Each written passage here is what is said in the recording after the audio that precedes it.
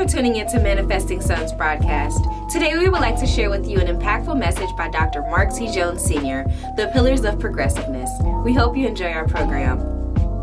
Chapter 5, verse 16. Now watch what it says here. Pay very close attention to the admonition of this text. We got several scripture we're going to cover, but I want you to pay attention to this one because it is something that we should be mindful of when we consider the use of our time. Say, my time is my life. Ask somebody, whatever you're doing with your time, that's what you're doing with your life. Like those of you that feel the need to answer haters and be bothered by everybody, that's your life we talking about, and how you use your life matters. So what we're lending toward is making the most constructive use of our lives. Y'all understand that? We want to make the most constructive use of our lifetime, and the Bible tells us to do so. Watch the text. It says, make the most of every opportunity in these evil days. Notice the admonition of the text. Make the most of every opportunity in these evil days. Somebody shout, I'm doing the most. I'm doing the most. Title of our lesson today, Living in a Productive Mode. Living in a productive mode. Amen? How many of y'all notice that when I talk about the principles I talk about, I don't talk about them from a standpoint of sampling them. You sample the word of God for a few months, and if it don't work, then you go back to whoever else's word you've been listening to. But notice, when I talk about what I talk about, I talk about being established in a mode of progress, being established in a mode of productivity. For example, I recently I had the honor and privilege of doing marriage counseling with several couples that are about to get married. And my second lesson, I always talk about finance, okay? Why? Because y'all know more marriages are breaking up over finance than anything else. Amen? You know people will divorce you over finance and stay with you if you cheat on them? You're like, now listen, I understand your heart. You know you slipped up when messing around with Willie, but now you don't bring home the money. I got to find something else to do, right? But now watch this now. So whenever I counsel couples on finance, I counsel to the degree, and I tell people this, if you sample and try what I'm saying, it won't work. It won't work. But if you live by it, it will produce it will put you in a position in life. Say it with me. Money is the least of my concern. Say it again. Money is the least of my concern. So I often tell people, now my counsel, I'm assuming you don't want to struggle financially. Now, if you do, then let's just talk about something else in this meeting. My assumption is you don't want to struggle financially, because I don't care what y'all say about money and prosperity and all that. If it ain't a big deal, why y'all arguing over it at home? Oh, hello, somebody. It is a big deal. But watch this now. But there are biblical solutions and standards that if you live by them, they will establish you in a wealthy place. Am I right or am I right? If you live by them, they will establish you in such a place in life where money will be the least of your concern. So when I teach, I'm talking about establishment. I'm not talking about visit and trisks in certain things, but really being established. That's why today we're going to be focused on living. Somebody say, I'm living in this. In other words, tell your neighbor, you're not going to find me somewhere on the shelf. Come on. You're not going to find me somewhere on the shelf not being used by God. You're not going to find me. Some of y'all, your sabbatical is always an extended stay. Whatever it is you need a sabbatical for, you stay too long. At these extended stays on sabbaticals, ain't saw God on it yet, right? You'll never see me somewhere on the shelf not being used by God. Tell somebody you will always see me producing. Come on, tell your neighbor, say, neighbor, you will always see me producing because my production glorifies the Father. Hello, somebody. Did y'all read the parables? He gave one 5, he gave one 2, he gave one 1. What did he want? Increase. He wanted them to use what he gave them and create more. Y'all understand that? He said to Adam in the beginning, be fruitful in what? Be fruitful in what? Somebody shout, productivity is attached to the glory of God. That's why the devil fights to keep you lazy. That's why, watch this now. That's why the devil is Lord of procrastination. Y'all know procrastination has a Lord. I said Satan is Lord of procrastination. That's why the enemy wants to keep you stagnant. That's why the enemy has a vested interest in getting your mind so bogged down with things you shouldn't be giving to your mind that you can't even produce what you said God told you to produce. Y'all did not hear what I just said. You know you're in a bad state when you said the Lord told you to write a book and then you spend all your time bothered about who don't like you. The thing should be on your mind ain't on your mind.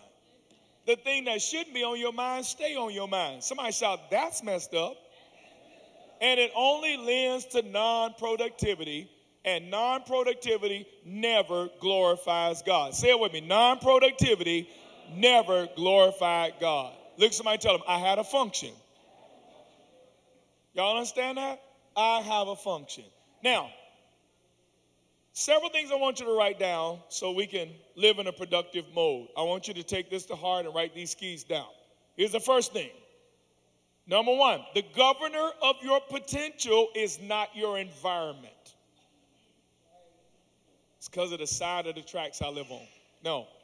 The governor of your potential is not your environment. Write this down. It's my mindset. Your mindset will either be a release into your potential or a restrictor to keep you from your potential. Say it's my mindset. Listen to me. If you ever want to know whether your hindrances and inhibitors are environmental, just look around. Hello, tell your neighbor, if anybody's doing well, you should be doing well. Because if anybody's doing well, that tells you it couldn't be the environment. Say it with me. It has to be my mindset. Y'all understand that, believers? Anybody ever drove up next to a drug dealer or what these, people, you don't know what they do, but you know it's something crooked, right? And you ever looked over and go, now how in the world, right? I know I serve God and love, how in the world? David said I would have fainted. Watch it now. If I had sat there and kept my mind on why the wicked are prospering, I would have gave up on God and everything else. But now watch this now. But I know that some of you have seriously questioned, why is it folk ain't serving God doing better than me? Now watch this now.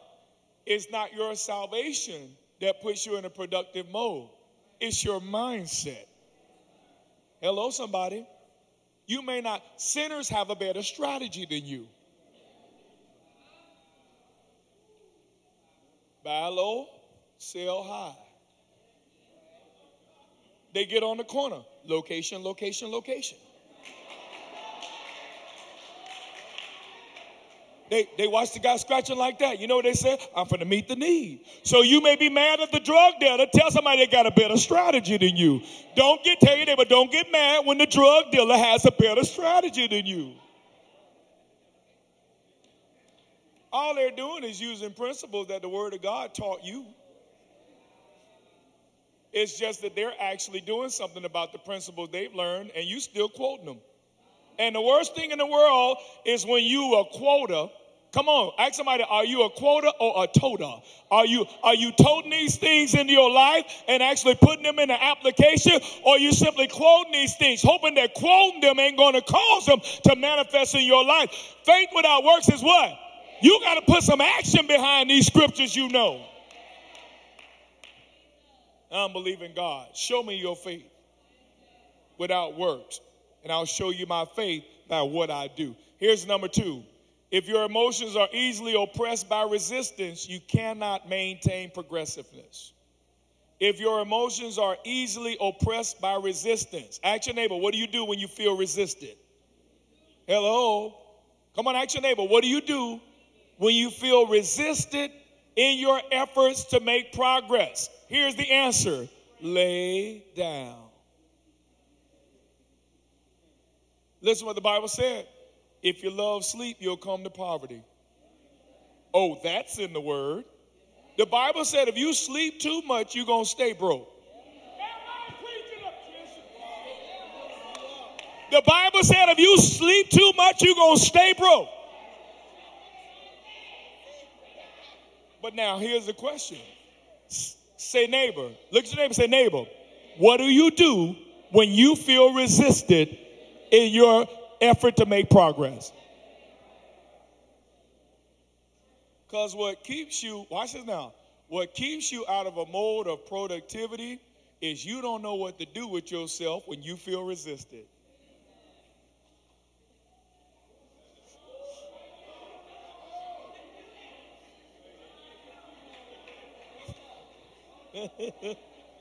Number 3, write this down. If I start with this narrative, say it with me, there is always a way. Say it with me, there's always a way. If I start with this narrative, the subline conversation in my mind is there is always a way. Say it with me, there is always a way. If I start with the narrative, there's always a way will always find me. I'm just telling you my life. I'm just telling you my life. I'm telling you how to live this life of productivity. Say it with me, there's always a way. Y'all heard me say this so many times, Joseph. No means nothing when? When God says something, no means what? They said we couldn't buy a house. Well, then we talking to the wrong they.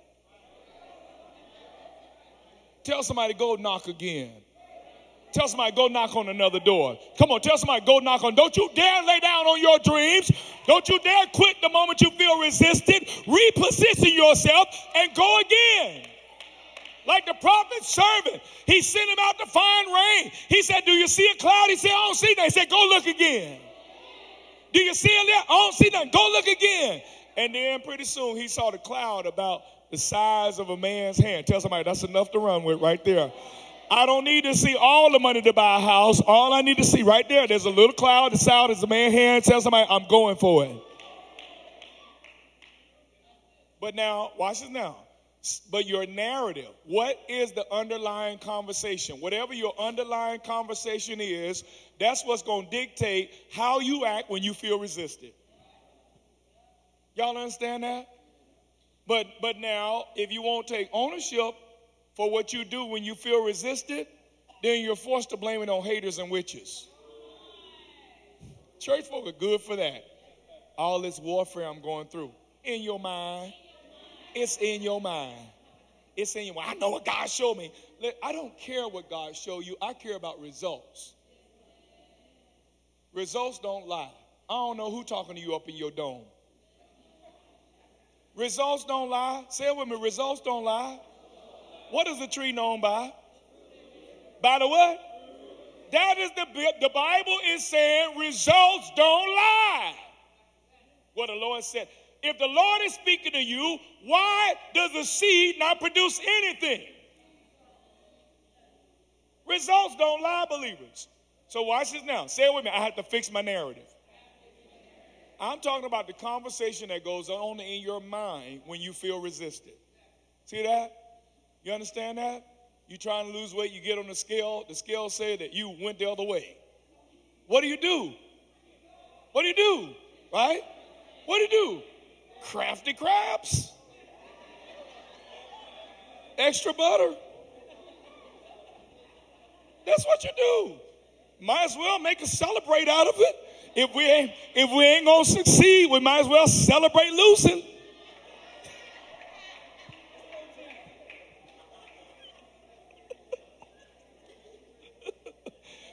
Number 4, write this down. The weights that hinder most of us are the ones that you didn't even know you were carrying. The weights that hinder most of us are the ones you didn't even know you were carrying. Write this down. Unprocessed issues lead to non-productive lives. Unprocessed. It is hard to run with baggage. You understand that? And what's hindering most of us the most are the things that you don't even know about. They're just lying there, unresolved, unaddressed, unremoved, and they keep you, watch it now, they keep you in an unsuccessful pattern. Y'all understand that? Now, you know the problem with most of us is that we don't have the kind of ecosystem that allows for assessment. Your ecosystem is supposed to keep looking at you and reminding you of who you are. If nothing else in your life tells the truth to you, what's around you is supposed to be telling you the truth. Now, that's why some of us stack our lives with non-progressive people. Because as long as you got non-progressive people around you, you feel comfortable in comfort zones.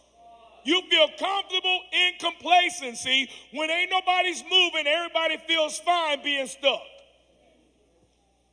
If you're fat, your friends need to be skinny.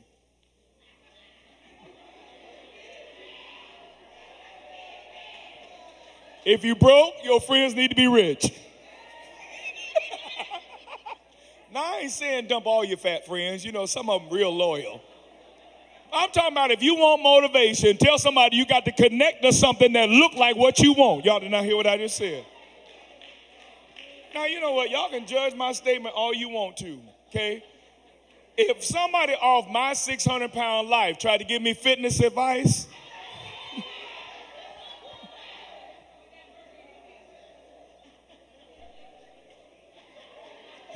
now watch this now. He's so insensitive. You can learn something from everybody. I can't learn how to be fit from somebody 600 pounds. There's accountability. Tell somebody, make sure there's accountability in your environment. Make sure there's accountability in your environment. Y'all have heard me say this before. When I befriend people, when I make somebody a friend, the number one thing I'm looking for in friendship is, can this person's character hold me accountable? Number one thing I'm looking for, is there something about this person that will cause me to become accountable for how I treat my wife? Is there something about this person that will hold me accountable for how I treat my church? Is there something about this person that will hold me accountable to become all that I could become? I'm looking for accountability in friendship. Some of y'all put compatibility over accountability. And the best you can get is somebody that make a good driver as y'all are trying to get away from what y'all shouldn't be doing. All right. Tell somebody you're looking for a getaway driver. That's my friend. We got so much in common. Yeah. You steal and they drive. Right? Number 5. Write this down. Where are the people doing well in the room? Raise your hand if you're doing well. Now write this down, and this one's for us. When you're doing well, doing good can become the enemy of doing your best.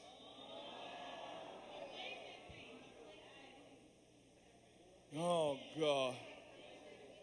When you're doing well, doing good can become your enemy from doing your best. You understand that?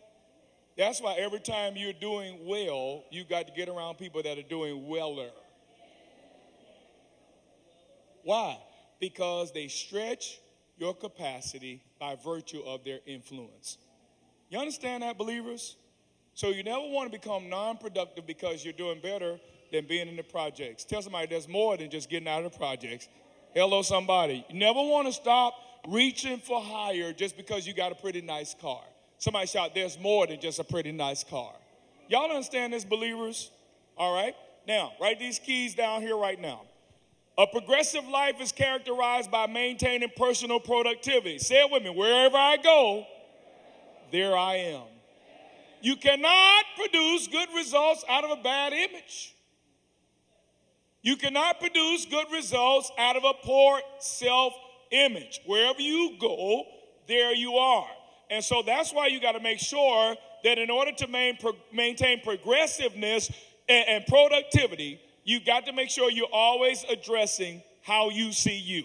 Proverbs chapter 10, verse 4. Write that verse down.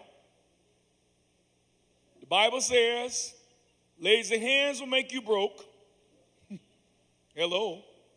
Lazy hands will make you broke, but diligent hands will bring wealth. Diligent hands will bring wealth. Diligence speaks of a person who is working with wisdom and who is being consistent and pragmatic. Somebody shout, little by little, step by step, moment by moment. Y'all got that? There are 3 things I want you to write down if you want to live in a productive mode.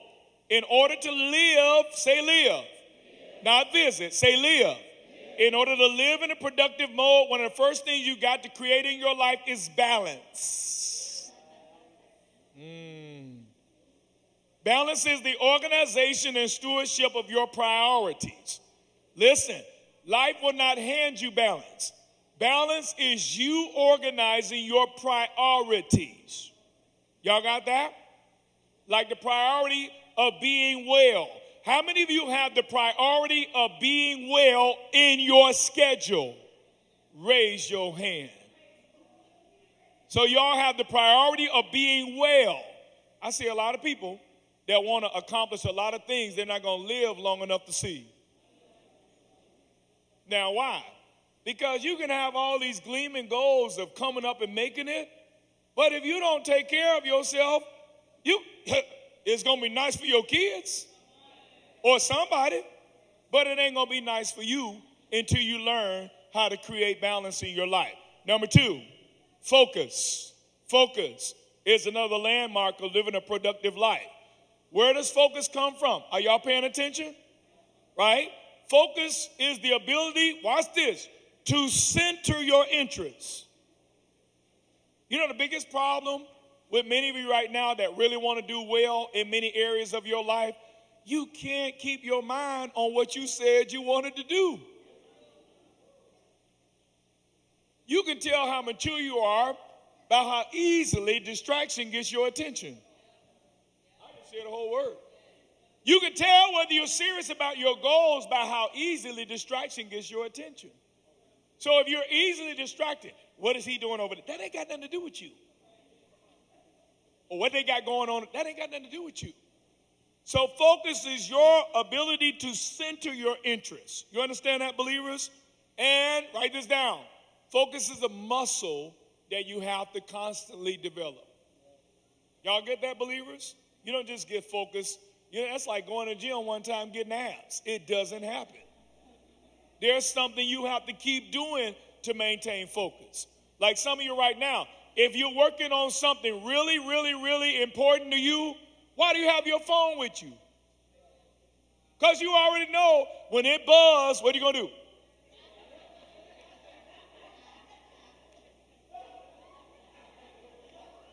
Notice, focus is when I do what? Center my what? In order to focus, I have to center my interest, which means if I'm going to do well at this, then this can be the only thing I'm doing now. Now, you know what's sad about some of us? You can't look at anything in your life and say, this is the only thing I'm doing now. Because you believe that just because somebody's trying to get your attention, they should. And I'm telling you right now, if you feel obligated to give everything and everyone your attention that's demanding it, inbox, text messages, this, that, and the other thing, you'll never accomplish anything. Here's why. Because you love pleasing man more than accomplishing what God told you to do with your life. Y'all understand this, believers? Say it with me. I got to get focused. Now, the next thing that lends to the productive mode, write this down. You've got to develop a goal orientation. A goal orientation. What do you mean by that? I've got to make sure that I'm maintaining a forward-leaning posture. Y'all see that? Forward. Somebody shout, this is my life. Right? A forward-leaning posture. Now, some people will make you feel guilty because you don't feel guilty about where you failed.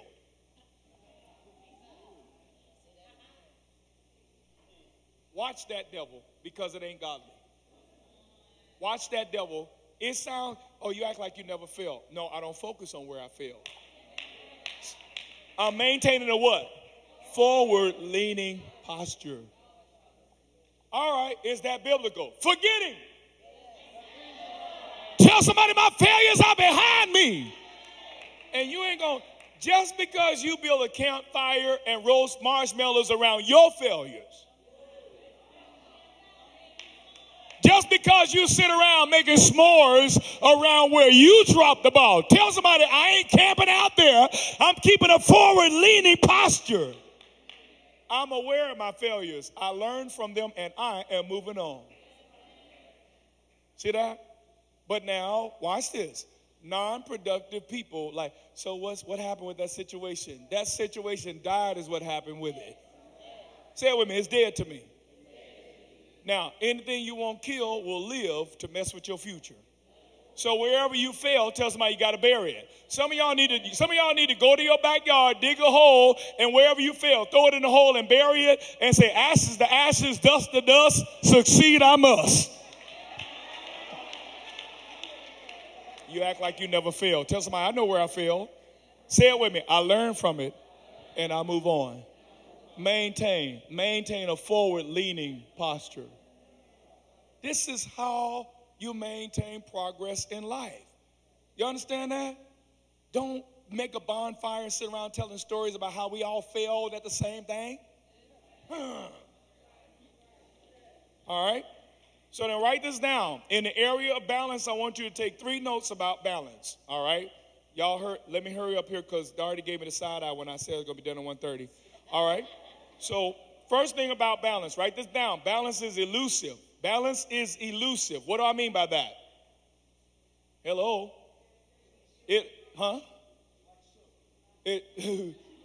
Jim say it's like soap. It tells somebody it'll slip right out of your hand. Y'all realize that what you call balance now ain't the same as what you called balance a few months ago? What you call balance this season isn't the same as what balance was the last. It's very elusive. And watch this now. And you got to be mindful of your condition in order to maintain balance. Say it with me. I must maintain balance. You don't create balance once in your life and then that's it. Because in order to maintain balance, balance is elusive.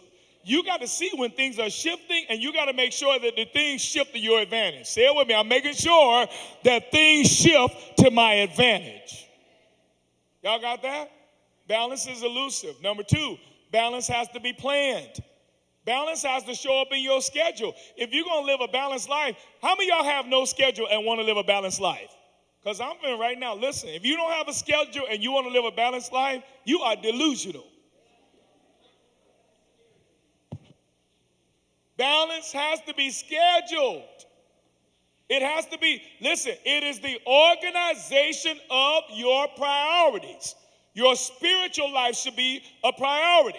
Your emotional maintenance and hygiene should be a priority. Your physical fitness should be a priority. It doesn't matter how anointed you are, your spirit needs a body to be here. And you know and I know you don't feel great looking bad. That's another aspect of this too. Your relationships have to be a priority to you. Y'all understand that? Your goals have to be a priority. Your ambition, your endeavors, you got to create a good system of organizing your priorities. What is this called? Balance. You understand that? All right. And as I mentioned already, balance keeps shifting on me. Say it with me. Balance keeps shifting on me. You know, like some of you right now, you don't know what to do with yourself now that your kids don't need you. Ooh. You don't know what to do with you. And here's why. Because you didn't understand that once your kids come of a certain age, you have to start reallocating your time to things that are of interest to you. They don't want to be around you. Tell somebody, you old people. So you have to step back, keep watch, step back, keep watch, step back, keep reprioritize, replan, step back, keep watch, right? You know, my kids, I'm going to show you what happened with my kids, right? So my wife and I, we stopped announcing we were going anywhere. They wouldn't even know we were going until we like turn on the porch light and let the dog out. Like, where y'all going? Why we got to find out from church people where y'all going? I ain't got to feed you.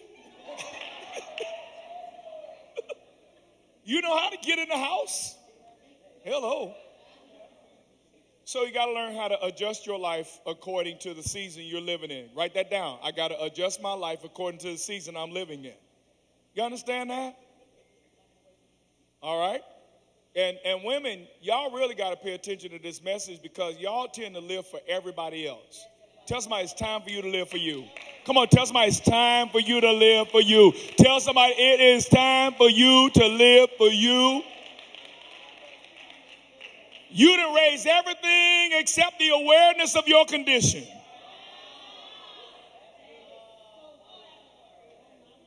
You about to break down because you don't know how to take care of you now that there is no one else to take care of. Y'all got that? Tell somebody, get you a massage membership. Hello, I'm speaking prophetically right now. Get you a massage. I'm a prophet. I just ordained me prophet. Right? It's done. Right? Tell somebody the word of the Lord to you is get you a massage membership.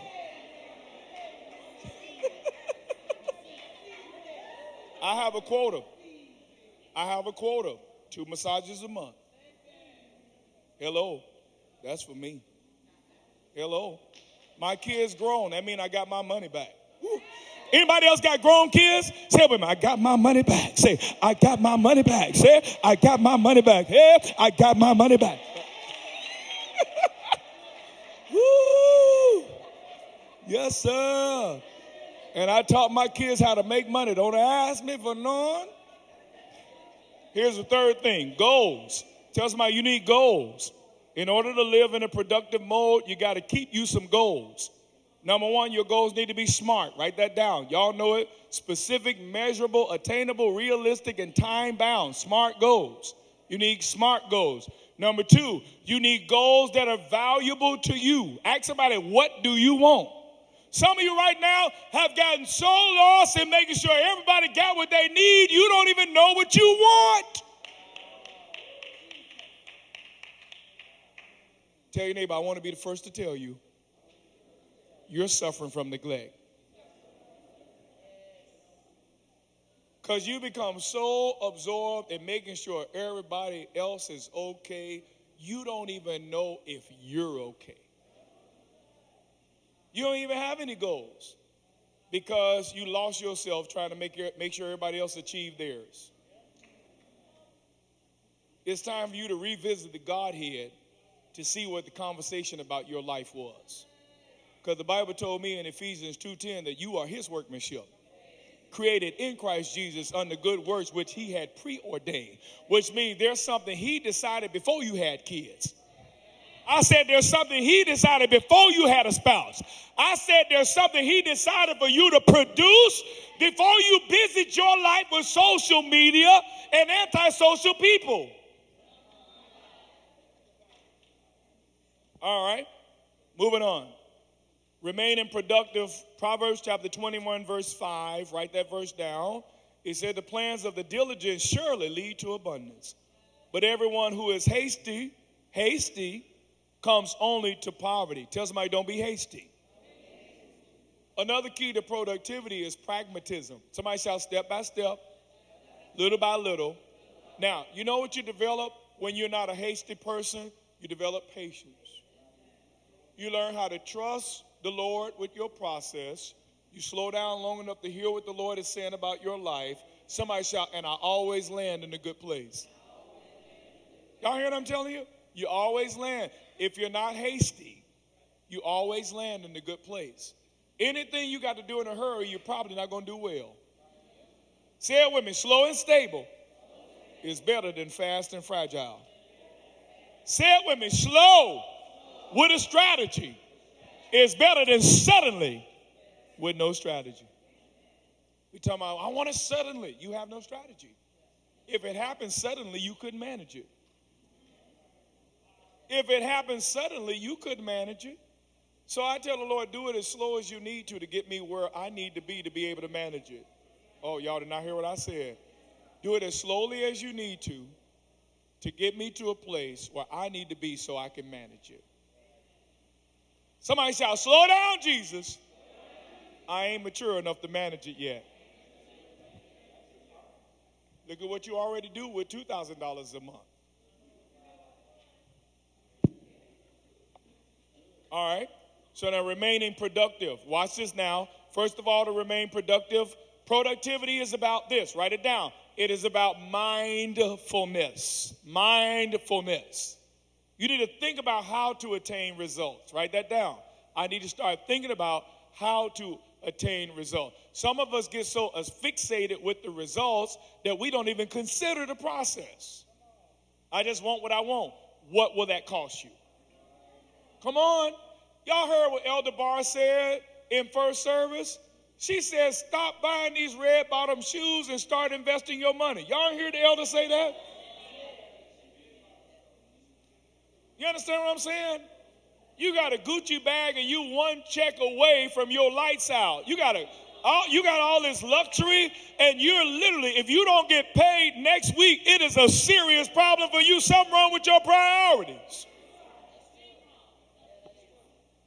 Y'all understand that? Trying to keep up with people that don't even like you.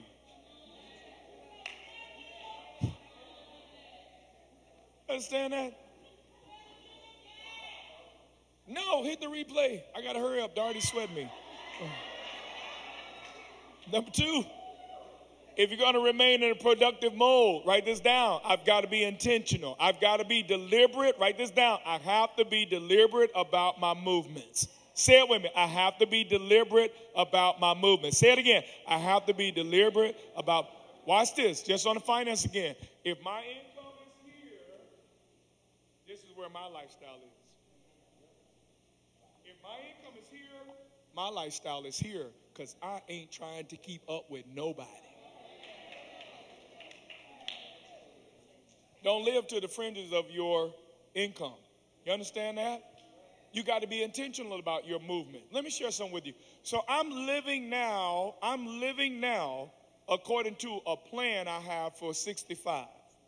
Are y'all hearing me? I don't want to think about 65 when I get 65. I want to right now live in such a way to make sure that we are sustained where we need to be when we turn 65. Y'all understand that? Because there is no financial security. There is no relational security. There is no social security. There is only God's security. And I want to follow the leading of God's voice now so that I can predict where we're going to land later. Notice I said we, because what I do is always about we and not about me. Y'all understand that, believers? Number 3, positioning is important to productivity. As I mentioned earlier, you've got to make sure that you maintain relationships with productive people. You got to make sure that you stack your environment with productivity. Y'all hear what I'm telling you? Now, for me, you know what I have to do? For me, most of the time, to get the kind of conversation that I need to have for my accountability, I have got to get around business owners who have been successful for a long time. Because, watch this now, because normally what church people are talking about doesn't stimulate my mind at the scale that I need to operate at to do ministry. Y'all didn't. So I have to stay around people that think on a whole nother level. Watch this now. I have to hang around employers. If you hang around employers, you'll never again become an employee. I said to you, hanging around employers will stretch your mind into the employer dimension. Tell somebody, I think I'm going to have to hire somebody. Look at somebody and tell me, I think I'm going to need to hire some folk. But now, because my mindset has gotten broader than just paying my bills, I want to say it with me, I want to help families pay their bills. Say it with me, I want to help families. Now, you're expanding right now as I said. Say it with me, I want to help families pay their bills. Say it again, I want to help families pay their bills. The expansion is happening already in this room. I said the expansion is happening right now in this room. If you think as an employer, come on, somebody. you'll never again need to be an employee. Now, we tell people when you get married, you're supposed to already be a what? As female, you're supposed to be a what? Wife. So you're supposed to start thinking as a wife, because when he that findeth the right, he wants to find a wife. Not all women are wives. Not all women who get married are wives.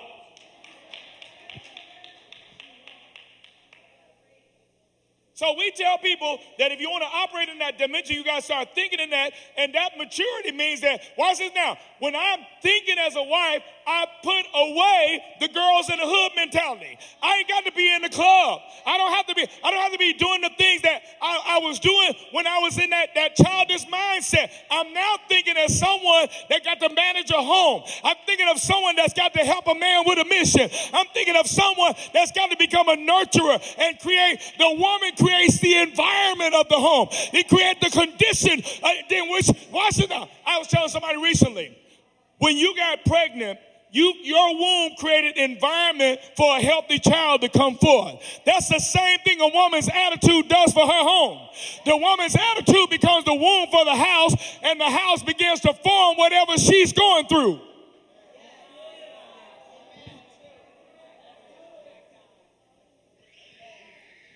Now y'all see why people came up with the statement, if mom ain't happy.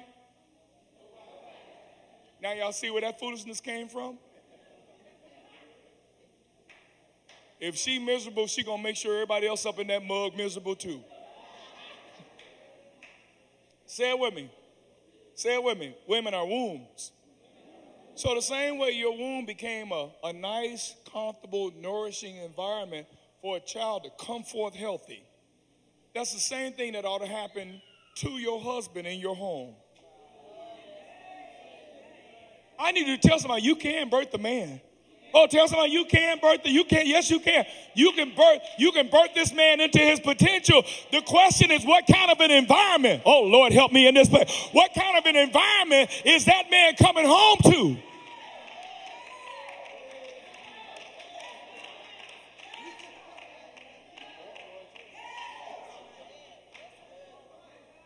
What you said? Oh, Jesus, y'all hear what Pastor Rodney said? You can abort one too.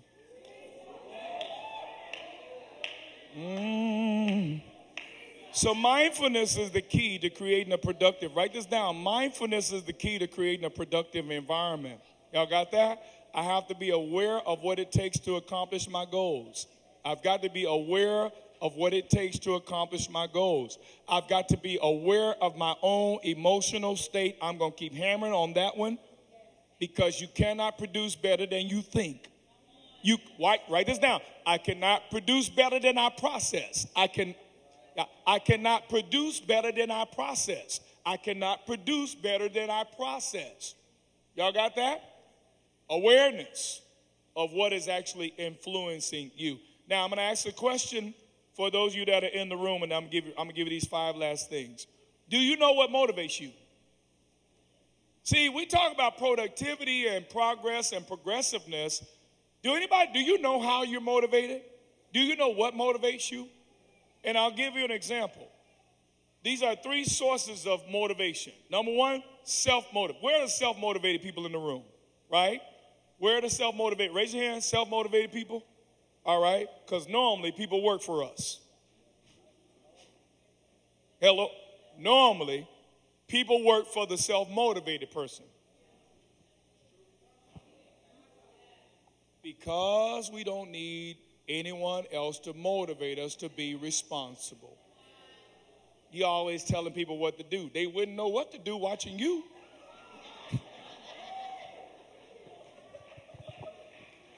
Because your movement ain't motivating. You can tell people what to do when your movement is motivating. Oh, God help me. So watch this now. So there are self-motivated people. Watch this now. If you're not self-motivated, and you know you're not, I ain't going to ask for a show of hands, but if you know you're not self-motivated, you hit snooze constantly. Hello? Or sleep through snooze, right? Snooze. The snooze is set to snoring, right? The alarm clock go off. The snooze is snoring. If you're not self-motivated, well, how do I accomplish things and I know I'm not self-motivated? Write this down. I have to create a system that motivates me. If you're not self-motivated, you need a system that makes you do what you're supposed to do. Y'all got a smartphone? Anybody got a smartphone? Raise your hand if you got a smartphone. If you got a smartphone, you should not be making dumb decisions. Tell somebody your phone should not be smarter than you. What about, if you're serious about being productive, what about using that smartphone to alert you as to what's important to you right now this hour? Tell somebody you need a system. If you know you're not self-motivated, you need a system that motivates you to do what you need to do now. You understand that? Now, the third kind of people are the ones always having a hard life. The third kind of people are consequence motivated. It ain't till the doctor tell you you about to die, all of a sudden you want to get healthy.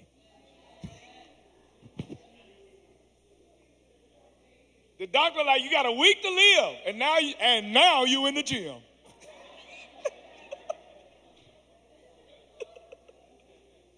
If you are consequence motivated, you are going to suffer needless trauma in life. If you are consequence motivated, you're going to go through a whole lot of stuff that you shouldn't even have to go through if you just had a system that motivates you. Or, here's the key, if you know you're not disciplined enough to create a system that motivates you, you need to let a self-motivated person hold you accountable. Bam, there it is. Tell somebody you have no excuse. Come on, tell somebody you have no excuse, because the answers are in this message. The answers to getting your life in a productive mode is in this message right now. You have no excuse. You understand that? All right? So you must identify your means of motivation and create a strategy of productivity out of that understanding. Now watch this now. Write these down real quick. Write down Proverbs chapter 18, verse 14. The spirit of a man will sustain his infirmity, but a wounded spirit who can bear? I'm talking in the context of us and Christians, right? In order to maintain in the productive mode, number one, you need spiritual strength. If you faint in the day of adversity, small is your strength. Isn't that what the Bible said? You need spiritual strength. So you got to consider, what is your process for maintaining spiritual strength? Do you have spiritual rhythm? Do you have a spiritual routine? Is your life in spiritual order? You understand that, believers? Number two, highly productive people mind their own business. 1 Thessalonians 4:11. It is actually in the Bible. It says, and make it your ambition to lead a quiet life, and you should mind your own business and work with your own hands, just as we told you. Who knew that was in the Bible? To mind your own business. You cannot produce results in your life if you stay in other people's lifestyle.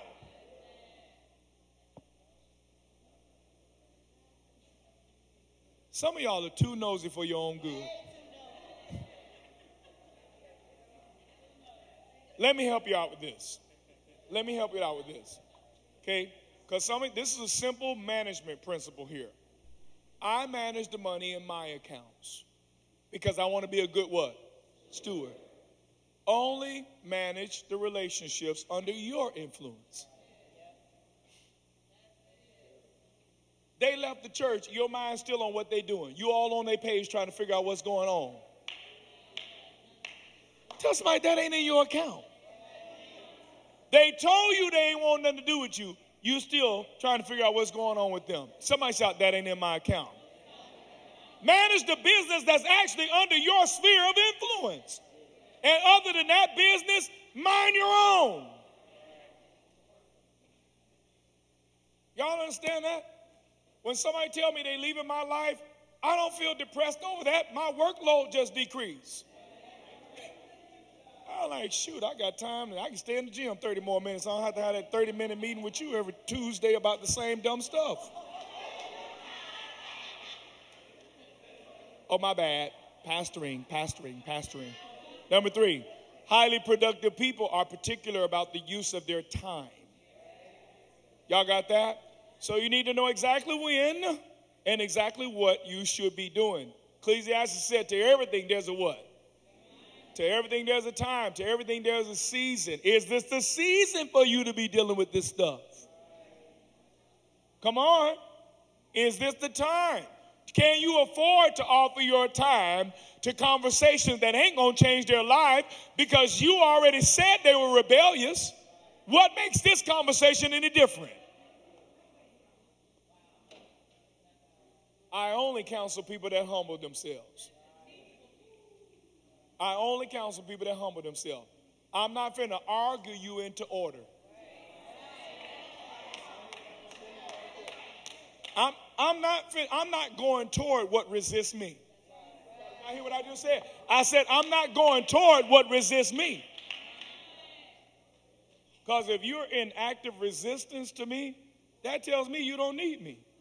Why would I depress myself by you finally acting out of the narrative you don't need me? Make sense? Now, listen, what I'm telling you, this is a very economical message because one of the greatest keys to productivity is becoming a good steward of your energy. And I'm very frugal with my energy. So what happens when messy people realize they can't get my energy, they complain about not wanting to talk to me about certain things. Well, I know I can't go to him with that. You know that I'm going to tell you something that will have to cause you to adjust yourself so you find somebody messy or a trash can you can dump that on. You already know that when you come to me, I'm going to tell you what the Word of God said, and you ain't going to be able to wiggle out of it. I don't feel like I talk to him about it because you already know. And I'm thankful you don't come to me with no foolishness because I don't waste my energy on foolishness. Call it what you want. I don't waste my time on foolishness. Call it what you want. Label me whatever you want. Classify me whatever you want. It won't stop my life. And it won't depress me if you don't talk to me about the junk you tell people that will listen to it. My stock did not go down by not hearing that information. Y'all got that? So productive people are very particular about the use of their time. Where is this conversation going? Where is this conversation going? Are we here to solve this or gossip about this? After we finish discussing it, are we going to have an intercessory plan for the situation, or we just going to side-eye them when we see them at church? I'm very particular about how my time is used. Tell somebody, don't bring me no mess. Come on, tell somebody, don't bring me no mess. Tell somebody, I am not a trash can. Look at your neighbor, tell them, I am not a trash can. Don't you bring me no mess. Y'all understand that? And productive people are very solution-oriented. What's the solution? If we're not here to talk solution, we don't need to talk. Now, you know what? When you operate this way, listen, when you operate this way, Queenie, people, they swear, I don't feel like I could talk to you about that because you know. Because you know. You know I'm not with the foolishness. Label me what you want. Now, watch this now. So I just say, you know what? All right, let's see which way work. The way you doing thing with this, you become a human trash collector for everything going wrong with people's lives. Watch your life and watch my life, and let's see which strategy works.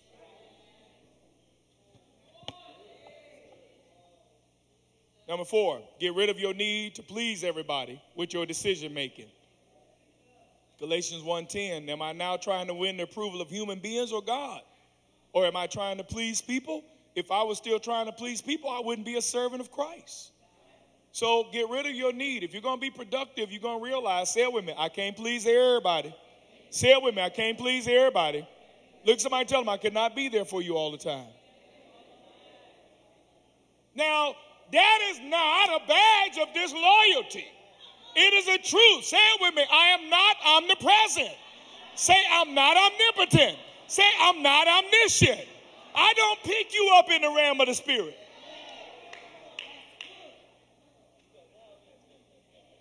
It seemed like if you was my pastor, you pick me up. It seemed like if you were a sheep, you set a meeting.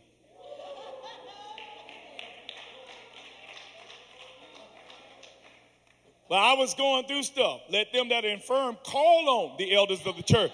The Bible said if you the one got an issue, you supposed to make the call.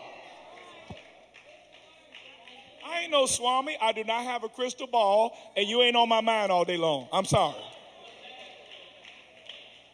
Oh, let me see what's going on over here in your life. Oh.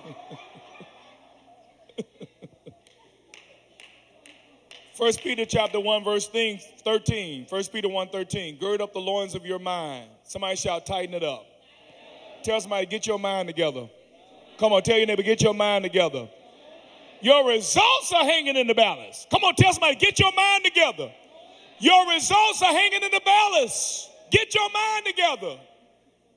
All over the place is not a strategy. Y'all heard what Monique said? Mind the business that pays you. I stay in the business that pays me. And some of those payments are not in money. They're in the favor of God. Woo! Because I'm on the King's business. You got to bring your mind into a greater place of discipline. That's the key. You got to bring your mind into a greater place of discipline. Make yourself focus to complete a task. That's where you start with getting it in order. Make yourself focus to complete a task. Make yourself focus. Make yourself focus. Y'all know, did y'all know you can power off a smartphone? How many of y'all knew that you can power it off? Okay. Did y'all know that the world gonna keep turning if you power off your phone? Who would have ever thunk that the world is not gonna lose balance and order if I power my phone off? Remove the temptations. Get them out of your life. Anything that distracts you is seeking to destroy you. Anything that distracts you, the main one wanted me to be short on the sermon, tell me to repeat stuff. All right, anything that distracts you. See, they love me. I don't care what they say. They love me. Even when they're up here dogging me out, they love me, man. It's like, be short. No, wait, say that again. All right, anything that distracts you seeks to destroy you. Destroy your potential, destroy your momentum, destroy your progress. If it's a distraction, it is a destroyer.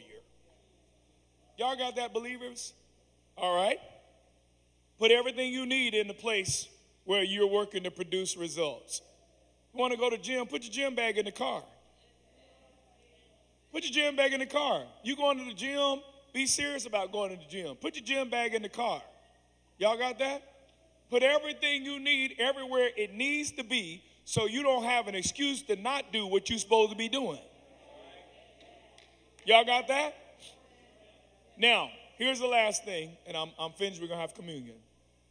Plan, organize, and schedule everything. Everything. Proverbs chapter 21, verse 5, I read earlier. The plans of the diligent lead surely to abundance. Say it with me. God will bless my plans, but I got to have some. God will bless. I already mentioned this to y'all 3 sermons ago. God won't bless no plans, but God will bless your plans. Y'all got that? 1 Corinthians chapter 14, verse 40 is our last verse. But all things should be done decently and in order. Now, let me share this with you as we close. The elders are getting us ready here. All right? Let me share this with you, okay? For me, I'm going to point something out to you, right? Because y'all see me do something. You have no idea what I'm doing.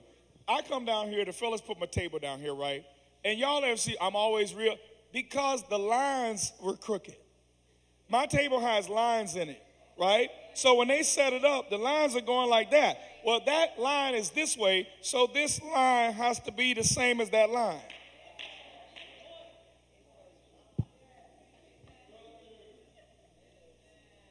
I can't preach on a crooked table. You're going to get a crooked message. I'm serious. So y'all see the lines? The line's going that way. Well, that right there is going that way. So I got to make sure that everything is congruent. Now, So I can't come here and preach a great sermon if I didn't make my bed when I got up out of it. When I take these shoes off, they're going to go back in my closet, top shelf, 3 from the left, right next to all my boots. You understand that? Everything in my life has to be congruent. Now why? Do you think you're going to get to heaven and find things out of order? So I'm telling you, whatever you practice personally starts manifesting itself in your world. So I know that some of you may, what that got to do with anything? It has everything to do. This watch, when I take this watch off, it will go back on the shelf with the watches. This little dial is facing upward like all the other dials on there. When I take this off, it goes back with the bracelets. Everything has a place. Everything in my life has a place. My wife's sitting right there. I don't have to ask my wife, have you seen my keys? Because my keys go back in my caddy, right in the top. I close my caddy, that's where my keys go. Everything has a place. It always has a place. God is a God of what? Order. Order is the organization of things to create an effect. Order and management are synonymous. It is the organization of things in order to create an effect.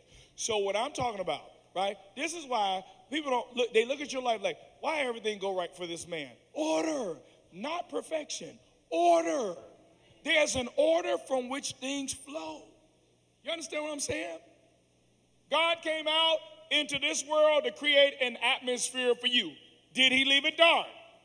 Did he leave it in chaos? Did he leave stuff all over the place? Then why do you? The Bible, God said, before I create, listen, because I'm going to give them a commandment, be fruitful and multiply. But what I'm going to do, I'm going to make sure I organize their environment so their environment will not keep them from productivity.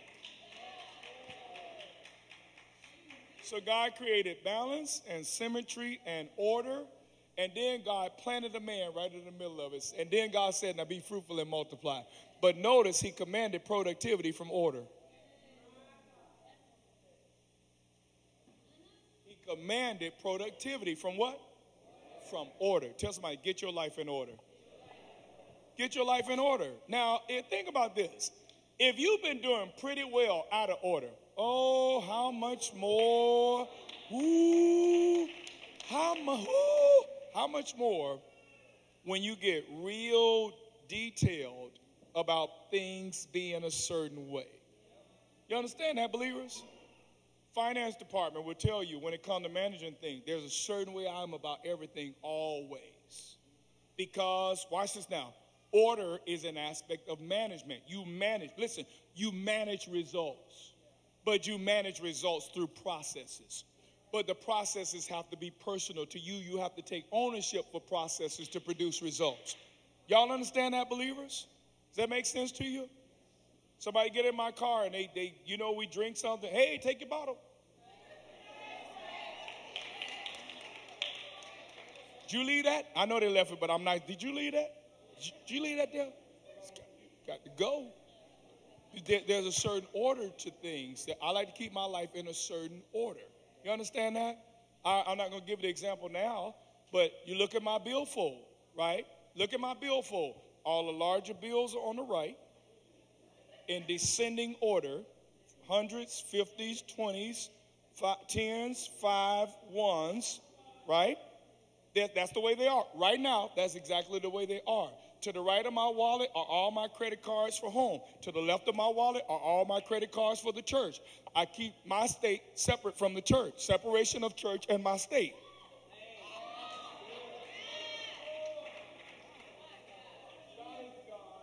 Of order. Order produces results. Now, you know what? He said that's too much. Well, but now watch this now. Don't say it's too much and you're the main one complaining about the favor on somebody's life. Tell somebody it's exactly what you need. Tell somebody this is exactly what you set your life in order. Imagine how much more you get done and how much more you produce. Now, the last thing I want you to understand about this is this. Watch this now. Y'all see that?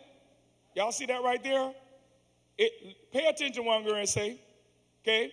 Y'all see that over there? Anything out of order in your life, there's a piece of your mind telling you you have an unresolved issue.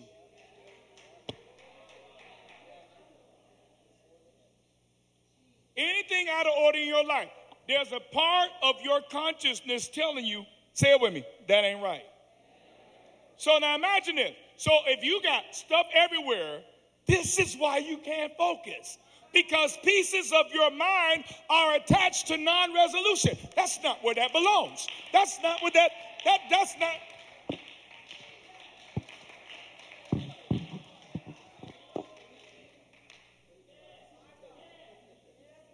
Straight with the lines on the table. Y'all see the line? Y'all see the lines on the top? Straight with the lines on the table. He called that. Straight with the lines on the table.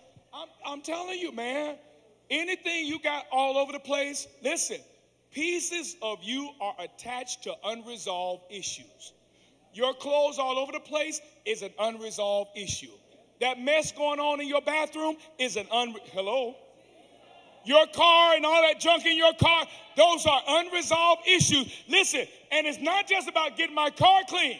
You don't understand. Pieces of you are committed. Pieces of you are attached to everything you didn't resolve.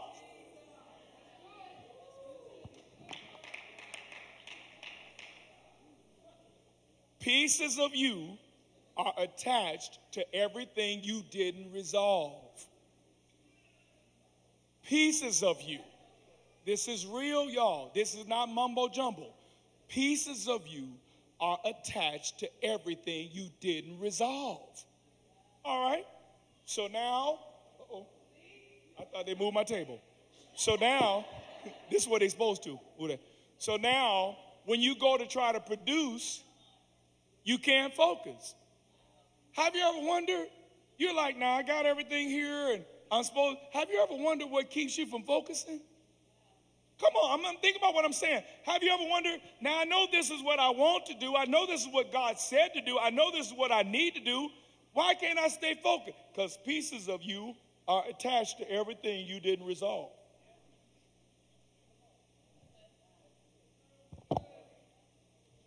Oh, man. Okay? One last example. Tomorrow the mail comes, right? If I get a bill in the mail tomorrow, if I do, I'm praying I don't. But if I get a bill in the mail tomorrow, it is the only bill due in my life. Now, if a bill comes to this church tomorrow, it is the only bill due. Oh, God.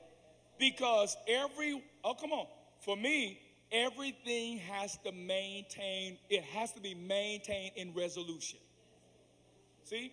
And what that looks like, it comes in, a payment is scheduled, it's going out when it's supposed to go out. That's basically how things work. You understand that? Order. Order, order, order. That makes sense? Father, we thank you today. Thank you for joining us today. Visit us for one of 2 services on Sunday mornings, 8 o'clock and 10:30 a.m. There are so many ways to partner with us. If God is using this ministry to impact your life and you would like to reach others by sowing a seed, text the word GIVE to 754-210-8654. Visit www.centerformanifestation.com to stay connected with us. Also, visit us on YouTube at Manifestations Worldwide. This is the season for the manifestation of the sons of God. Be blessed and manifest.